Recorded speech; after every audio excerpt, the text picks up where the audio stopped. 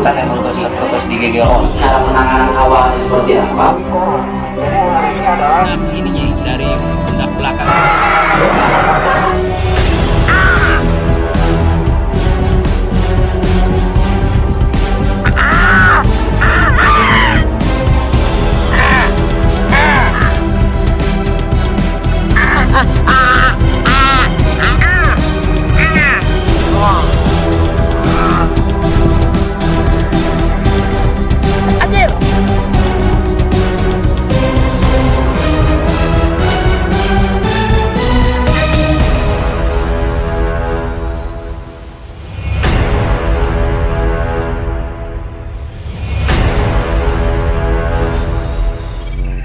Halo teman-teman, kembali lagi. Kali ini saya sedang melihat trek ataupun jalur yang akan kali ini kita datangi untuk menjelajah lokasi tersebut. Karena ini sebetulnya merupakan lokasi yang dulu sempat saya datangi, namun di 1 tahun ke belakang. Mengingat pada saat itu saya melihat ada beberapa spot yang di sana itu bisa banyak terdapat hewan, jadi saya pengen ke sana lagi, pengen ngecek lagi untuk lokasinya teman-teman. Namun ketika kita lihat dari sini, ini sebetulnya kita dari atas nih. Jadi trekking kita nanti akan ke bagian bawah, akan ke bagian dasar untuk melihat lokasi di bawah teman-teman. Dan hari ini cukup lumayan cerah, sementara trekkingnya masih cukup lumayan jauh. Lihat nih perjalanannya. Jadi nanti kita ke bawah. Dan seperti apa untuk perjalanan hari ini? Ikuti terus sahabat alam dan Antarestar.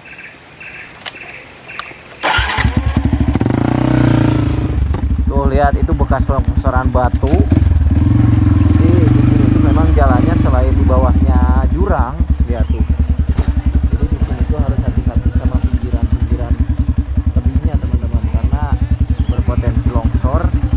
Dan ini merupakan jalur satu-satunya di spot ini atau di lokasi ini, karena tidak ada lagi jalur lain.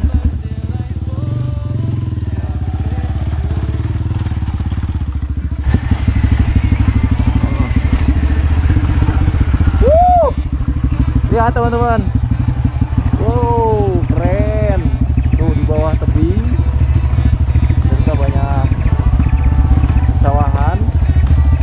Wah ini sih keren asli. Tuh. Jadi di sini jalannya cukup lumayan curam, bukan cukup lagi coy, tapi curam.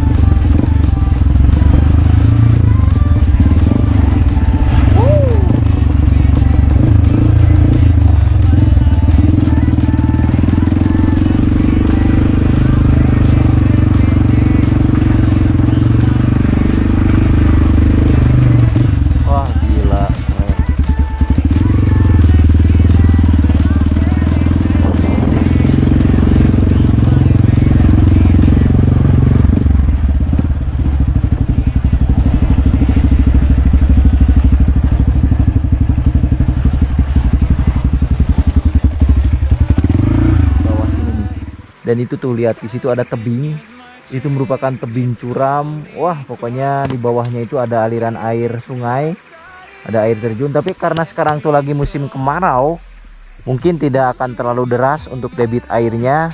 Tapi nggak apa-apa, karena kita ingin melihat habitat hewan di sekitar aliran sungai tersebut dan hutan ini. Namun tentunya butuh perjuangan, butuh tenaga yang ekstra, karena ini medannya benar-benar curam banget teman-teman. Oke, sekarang kita simpan dulu motor di sini.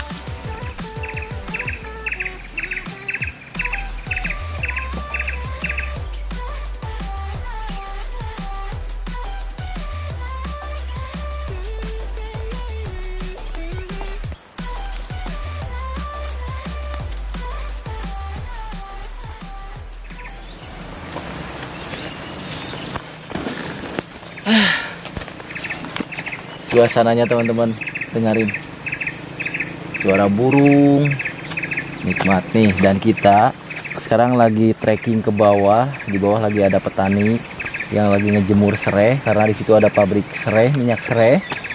Kita trekkingnya sebetulnya nyari jalur baru. Mudah-mudahan sih masih ada jalur yang dulu, karena kita juga kemarin buka jalur baru teman-teman. Yuk.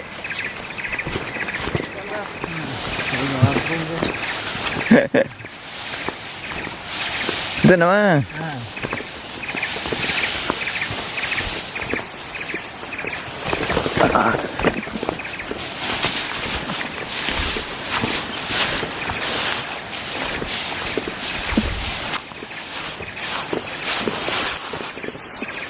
Iya udah serobongnya tuh. Emang karena her. Emang lagi masak nggak? Itu di situ itunya teman-teman, cerobongnya terus dialirin di situ tuh.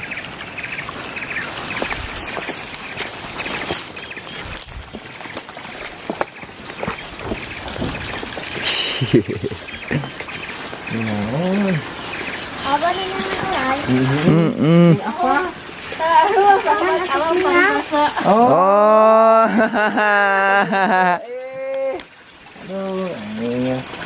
Terang gening di mana? Oh, bahasa di sekolah.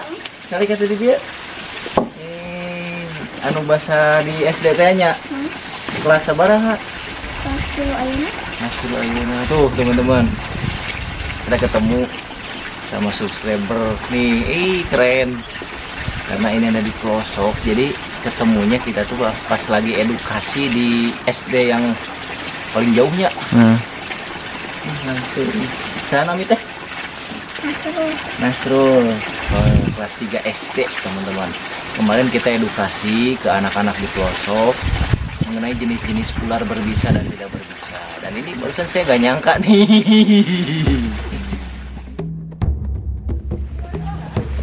Mohon bade ngecek orai ibu bahana. Punten ya. Itu hasil iya Nana. Hasil minyak nak. Oh. Bu di kantor nak.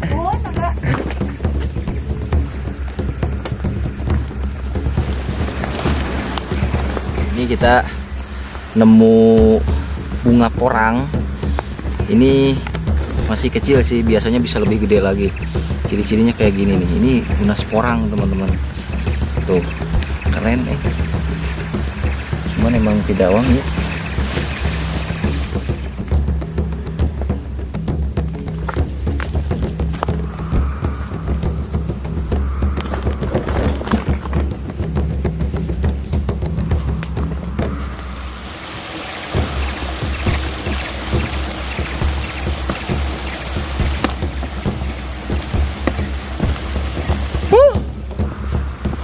Oke teman-teman, akhirnya kita sampai di dasar sungai.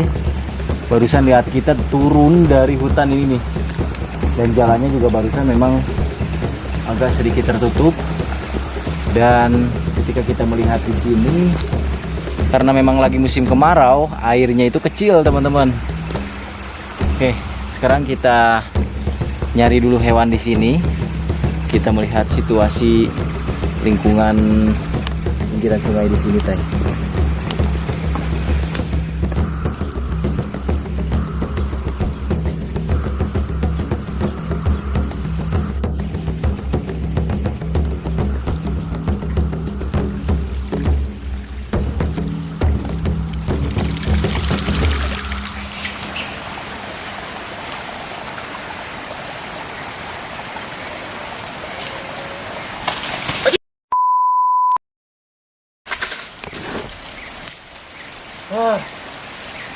Wah, wah, Huh? Ruah coy. gila men. Oh, ini tempat berjemurnya, Dot. Oh. Tuh banyak bekas-bekas makanannya juga di sini. Gede dia. Gede. Gagal men.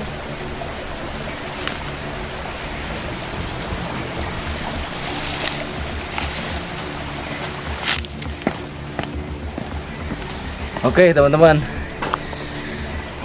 ternyata kita malah mentok di sini. Lihat lokasinya, ini keren banget asli. Wow, oh my god. Oke teman-teman, kita istirahat dulu.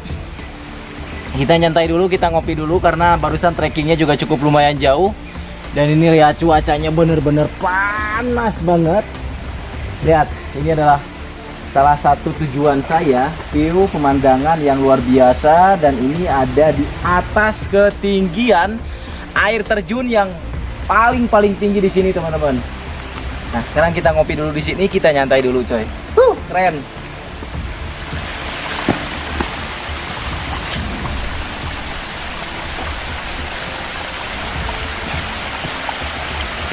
Oh my God.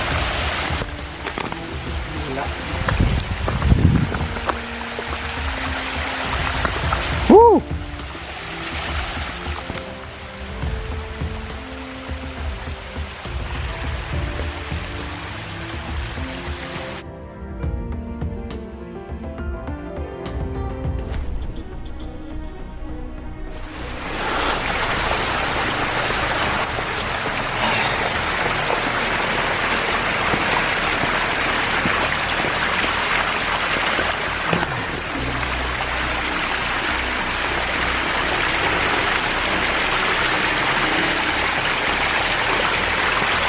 Halo teman-teman, kita sudah selesai barusan istirahat dulu, kita ngopi dulu, dan lihat ini sebetulnya konten paling ekstrim karena di sini lihat di pinggir saya ini benar-benar langsung turun ke bawah air terjun. Tapi tentunya kegiatan saya nggak boleh ditiru ya teman-teman, karena ya ini sangat-sangat berbahaya coy. Di bawahnya benar-benar langsung air terjun yang ketinggiannya ini bahkan puluhan meter lah teman-teman. Tuh lihat itu ujungnya, ini airnya yang ada di depan saya. Dan ini merupakan spot tersembunyi, spot yang jarang banget orang ketahui teman-teman. Nah, berhubung tadi kita udah nyari-nyari hewan, udah berusaha mencari sesuatu, bahkan tadi terakhir kita mau nangkap biawak, ternyata gagal, biawaknya keburu kabur. Dan akhirnya kita tidak menemukan hewan apapun yang bisa kita jelaskan, yang bisa kita tangkap. Namun jangan khawatir, karena untuk perjalanan hari ini saya juga sudah memiliki bekal, sudah punya bahan materi untuk kita bahas hari ini teman-teman.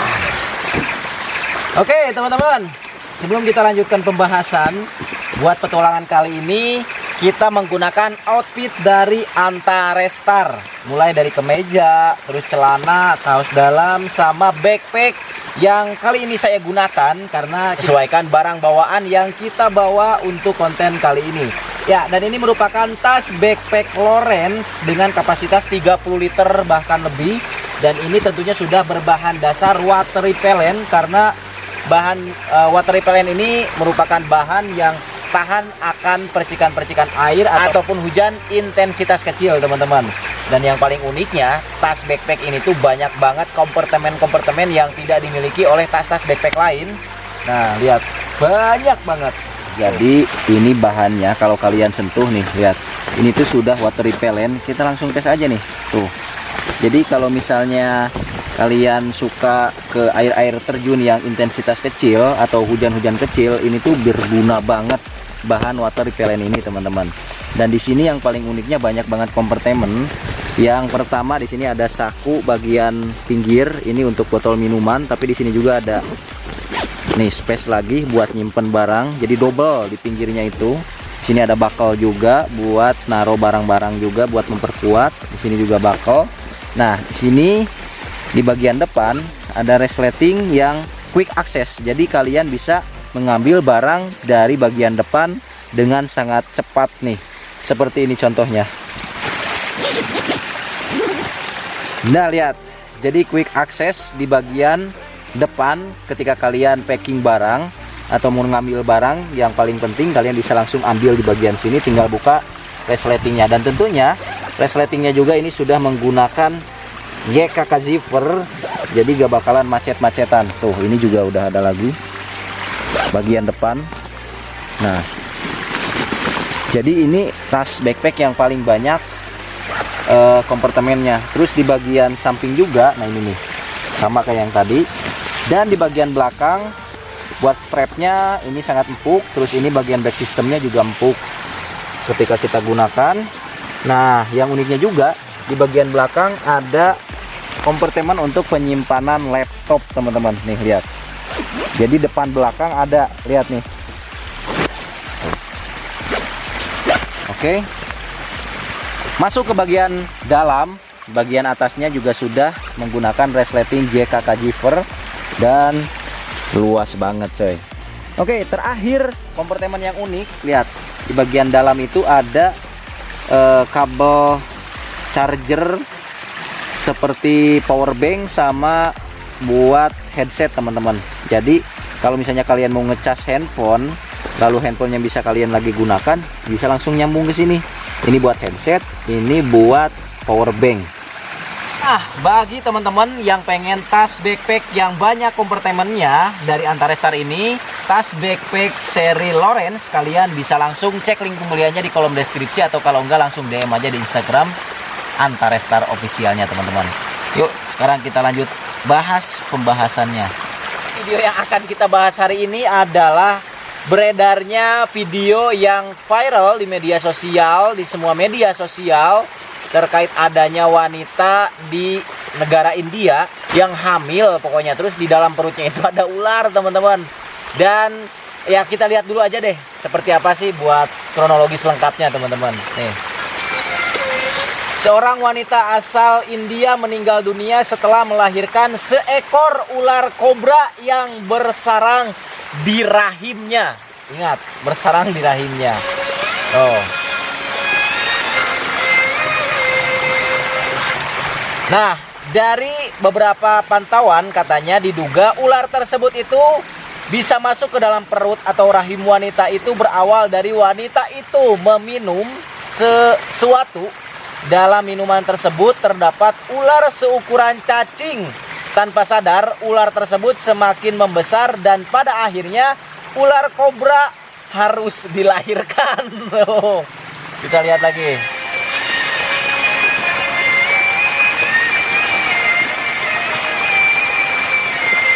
Oke, wanita India tersebut meninggal dunia setelah ular berhasil dikeluarkan dari rahim wanita tersebut, teman-teman. Oke, udah. Jadi sebetulnya banyak sih video-videonya. Jadi di dalam video itu dijelaskan juga, terus diperlihatkan ada yang lagi USG, teman-teman. Jadi di sana tuh ada semacam ular yang terlihat lah, teman-teman. Terus ada beberapa scene juga wanita yang sedang dikelilingi oleh para medis yang mungkin tadi lagi dioperasi, teman-teman. Nah, menanggapi berita ini, saya pribadi berpendapat bahwa ini sebetulnya tidak mungkin terjadi kepada manusia, teman-teman. Jadi sekarang mungkin waktunya saya memberikan komentar, saya memberikan pendapat lah. Jadi kalau menurut saya, dari video yang tadi saya simak, dari pemberitaan yang tadi saya simak, sebetulnya kita lihat dulu dari kronologis pertama. Jadi kalau saya simak tadi, katanya si wanita tersebut itu minum air yang katanya air tersebut itu ada ular kecilnya. Terus diminum, lalu masuklah ke dalam perut, terus rahim katanya gitu, teman-teman. Dan akhirnya berkembang biak intinya di dalam rahim ataupun perut si wanita tersebut. Nah, pendapat saya, ular itu yang kecil, ular terkecil di dunia itu hanya ular namanya ular kawat. Memang itu ukurannya kecil dan memang dia itu nggak bisa tumbuh gede, teman-teman. Ular terkecil di dunia memang ada. Ular terkecil yang spesiesnya tidak bisa tumbuh gede memang ada. Nanti mungkin ditayangkan gambarnya. Dan itu tidak bisa mencapai ukuran gede, teman-teman. Tidak bisa dewasa lah. Ukuran segede lidi, yaitu rata-rata ukuran mentoknya segede gitu, teman-teman. Nah, jadi pertama itu ya, kalau misalnya kita berbicara masalah ular terkecil di dunia memang ada. Cuman ular kecil itu tidak bisa berkembang biak, teman-teman. Ya kalau misalnya segede ukuran ini mah bukan ular kecil lagi, atau kelihatan kan kalau misalnya di minuman. Nah, terus selanjutnya rata-rata untuk perkembangbiakan ular itu ada yang opipar, ada yang ovovivipar. Sementara yang di dalam video ini dikatakan adalah ular kobra yang kita ketahui bersama bahwa ular kobra ini merupakan ular dengan perkembangbiakan ovipar atau mereka ini bertelur. Jadi gak mungkin kalau misalnya si ular kobra ini ada di botol minuman tersebut yang tadi dikategorikan ular terkecil, terus diminum masuk ke dalam rahim ataupun perut, itu tidak akan mungkin teman-teman, karena perkembangbiakan ular kobra adalah ovipar. Jadi mereka memang bertelur teman-teman. Nah selanjutnya, lalu ketika kita lihat di bagian video tersebut, tadi kalau saya lihat memang ular kobranya itu cukup lumayan besar, ular kobra Jawanya, tapi di dalam ujung video itu kan akhirnya si wanita tersebut itu meninggal dunia setelah berhasil melahirkan ataupun setelah beres jalan operasi si pengambilan ular tersebut, itu si wanita itu meninggal dunia teman-teman.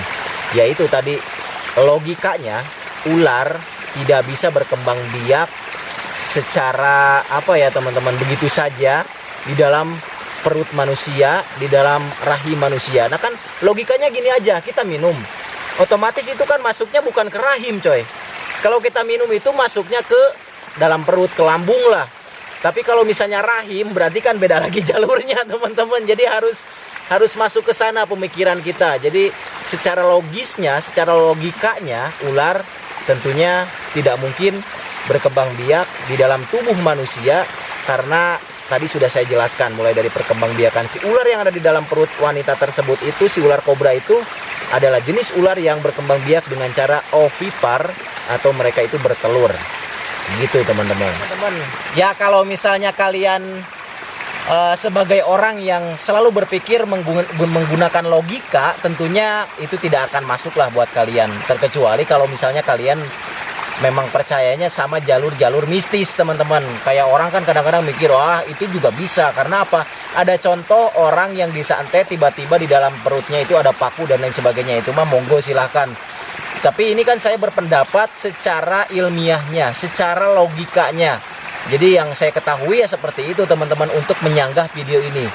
Jadi tujuannya adalah kita sebagai warga negara Indonesia tentunya harus pintar, tentunya harus cerdas. Jangan sampai dengan hal-hal seperti ini pun kalian itu masih dibodohi teman-teman. Ya itulah kadang-kadang orang itu ketika ada pemberitaan-pemberitaan yang kadang-kadang tidak bermutu, justru view-nya itu atau penontonnya itu banyak. Tapi kalau misalnya kita menjelaskan sesuatu yang mungkin bermanfaat, kadang-kadang nihil teman-teman. Jadi ya pesan saya, kita harus lebih cerdas, kita harus lebih selektif untuk mencerna beberapa video-video yang ya mungkin berkaitan dengan hewan. Karena saya khususnya membahas tentang hal-hal yang berkaitan dengan hewan teman-teman. Terakhir kemarin kan kita udah memecahkan tuh ular kiriman, ular siluman kiriman yang diremparin sama garam. Itu kan udah kita bahas juga, udah kita buktikan teman-teman. Oke? Jangan lupa di like dan di subscribe channel Sahabat Alam. Nantikan petualangan kami selanjutnya. Wey!